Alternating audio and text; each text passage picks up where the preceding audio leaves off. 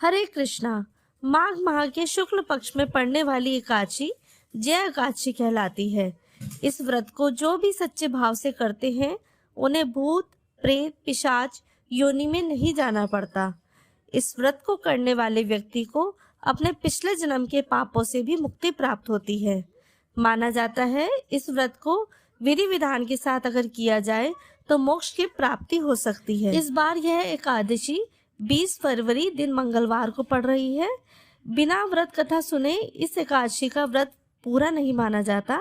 आइए हम श्रवण करते हैं जया एकादशी की व्रत कथा। पद्म पुराण के अनुसार देवराज इंद्र स्वर्ग पर शासन कर रहे थे। स्वर्ग में सभी देवी और देवतागण सुखपूर्वक रह रहे थे। एक बार इंद्रदेव अप्सराओं के साथ सुंदर वन में विहार करने गए। उनके साथ गंधर्व भी थे। उसमें अप्सरा पुष्पवती और गंधर्व माल्यवान भी थे। पुष्पवती ने माल्यवान को देखा तो वह उस पर मोहित हो गई।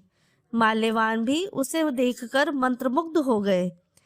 वे दोनों इंद्रदेव को प्रसन्न करने के लिए नृत्य और गायन कर रहे थे, लेकिन वे दोनों एक दूसरे के प्रति आकर्षित थे, इसीलिए उनका मन विचलित था। इंद्रदेव ने दोनों के प्रेम को समझ लिया।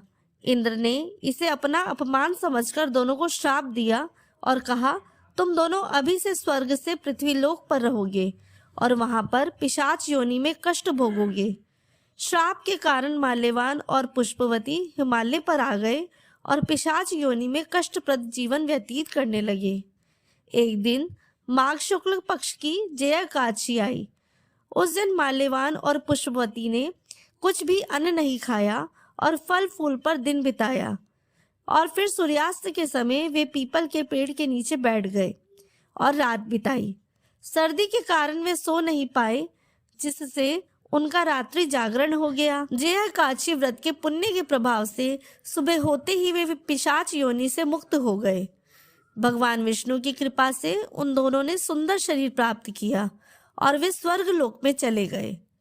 उन दोनों ने देवराज इंद्र को प्रणाम किया। उनको देखकर इंद्र चौंक गए और पिशाच योनि से मुक्ति का उपाय पूछा।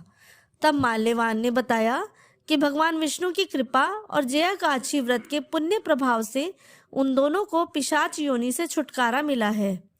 इस प्रकार से जो भी व्यक्ति जया एकादशी व्रत रखता है उसे मोक्ष की प्राप्ति होती है।